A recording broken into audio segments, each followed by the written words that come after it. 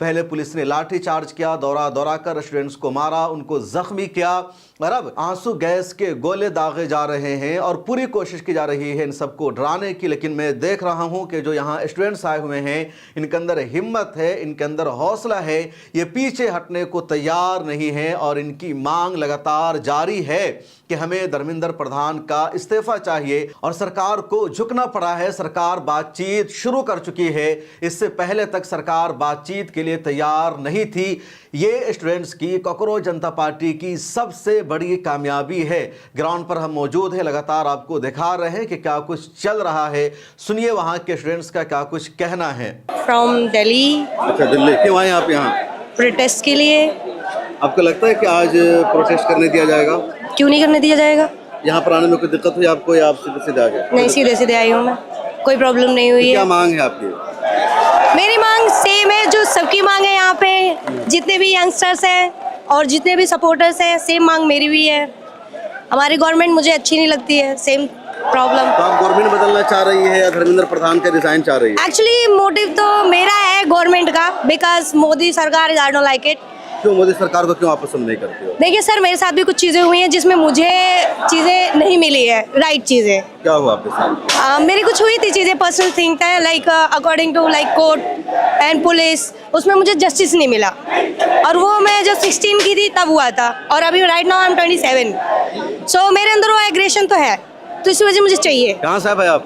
Sir मैं UP से हूँ। यूपी में कहाँ से आए? यूपी में मैं वाराणसी से आया। क्या नाम है आपका? मेरा प्रदीप कुमार यादव नाम है। प्रदीप कुमार यादव, क्या करते हैं आप? सर मैं वर्किंग प्रोफेशनल हूँ और हाँ, देश की युवाओं की और खुद की आवाज़ को उठाने दिल्ली में संसद भवन जाने के लिए हम लोग जंतर मंतर पर मैं 7 दिनों से आ रहा हूँ। जो लोग आ रहे हैं प्रोटेस्ट कर रहे हैं उन पर नजर रखी जा रही है, सर्विलेंस हो रहा है। हाँ, तो उसमें क्या है? निकलवा दिया गया तब क्या? ऐसा कुछ नहीं, ऐसा कुछ नहीं। जॉब से निकलवाने का अगर सरकार की ऐसी मंशा है, जो जॉब नहीं दे पा रहा है जॉब निकलवा सकता है, ये बात आपकी मैं मान सकता हूँ, क्योंकि वो तो कैपेबल है नहीं जॉब देने की।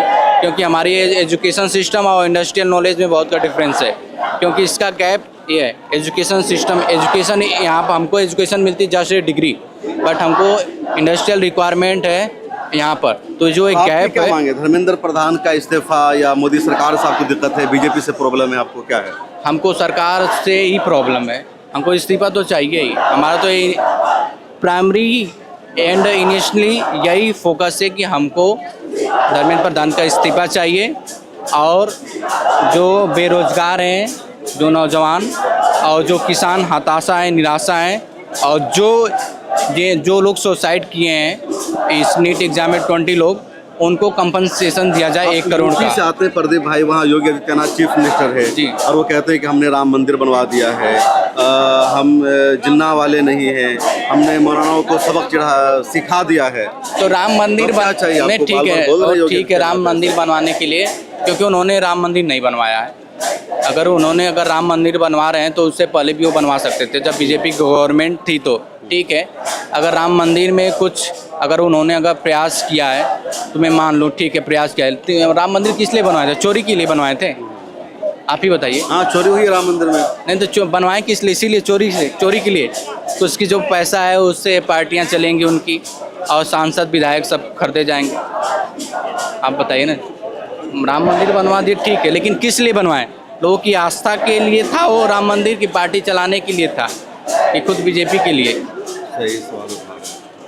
ठीक है प्रदीप भाई, तो देखिए ये युवा है, लगातार सवाल उठा रहे। कहाँ से आए आप भाई? सर मैं नागपुर से आया हूँ। क्या नाम है आपका? ताहिर पठान। क्यों आए हैं ताहिर पठान नागपुर से आप? सर मैं नागपुर से, मैं खुद एक नीट का विक्टिम हूँ। मैं खुद 2 बार नीट दे चुका हूँ, ये मेरा सेकंड अटेम्प्ट था। और मेरा सेकंड अटेम्प्ट देने से पहले सर, जब मैं 3 तारीख को पहला पेपर दिया था, उसके बाद मैं हज पे चले गया सर। आप हज जानते होंगे। और हज पे जाने के बाद सर मैं जब वहाँ से वापस आया, फिर उसके बाद मुझे पेपर देना पड़ा, और मुझे हज पे जाके पता चला कि मेरा जो पेपर है लीक हो चुका है। अब सर आपने 2 दिन पहले आपने रात में रिजल्ट निकाले, उसमें सर मेरे 200 से 300 मार्क्स गिर चुके हैं। इसकी जवाबदारी कौन लेंगे, आप बताइए?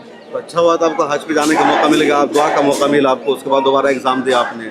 सर हज पे तो सर मैं एग्जाम से पहले भी कंफर्म था, पर जो 3 तारीख को पेपर था सर, उसकी मेरी कोई पढ़ाई थी नहीं सर। मैं सऊदी अरेबिया चले गया वहाँ पे, तो पहले आपका नंबर 300 बाद में कम, ऐसा कैसे हो गया?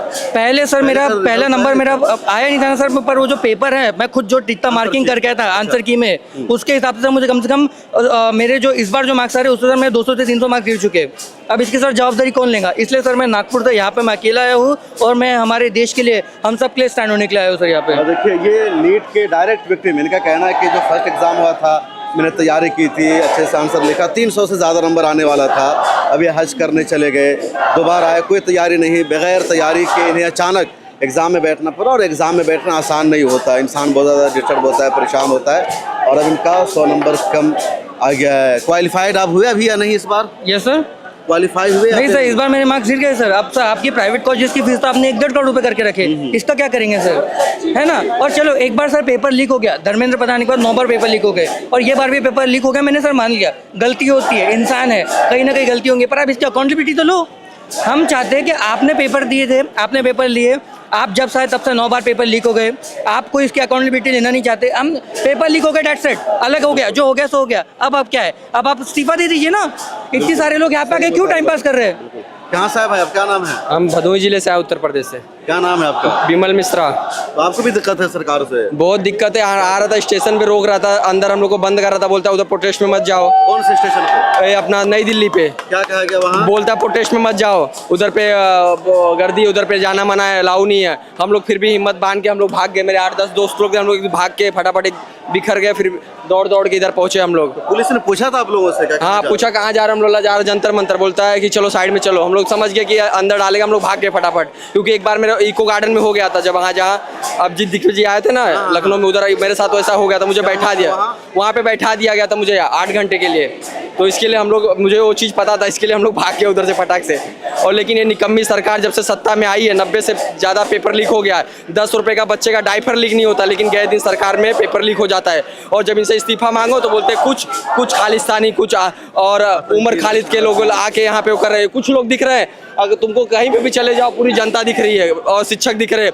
ऐसा नहीं है कि कोई बाहरी है, सभी शिक्षक है, सभी युवा हैं, सभी चाहते हैं कि निकम्मी सरकार चेंज हो और इसका इस्तीफा दे धर्मेंद्र प्रधान, सभी लोग यही चाहते हैं। क्या पहली मर्तबा सरकार से आपको नाराजगी हो रही है या पहले भी आप? मेरे को 2014 से नाराजगी है, जब से सरकार में आए। मेरे को पता था लोग आएंगे तो देश को बांटने का काम करेंगे और शिक्षा और स्वास्थ्य पे ध्यान नहीं देंगे, सिर्फ हिंदू मुसलमान करेंगे। मुझे 2014 से ही दिक्कत है सरकार से।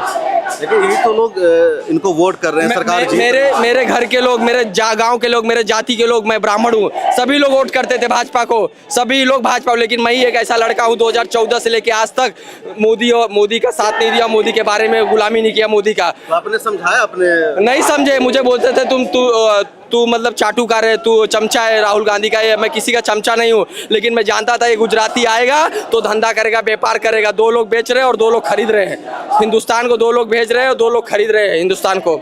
और जब मेरे को पहले से पता था 2014 से कि ये आएगा तो बच्चों का भविष्य खराब कर देगा। जो लड़का 20 साल का है वो 32 साल का हो जाएगा, लेकिन नौकरी नहीं मिलेगी इनकी सरकार में।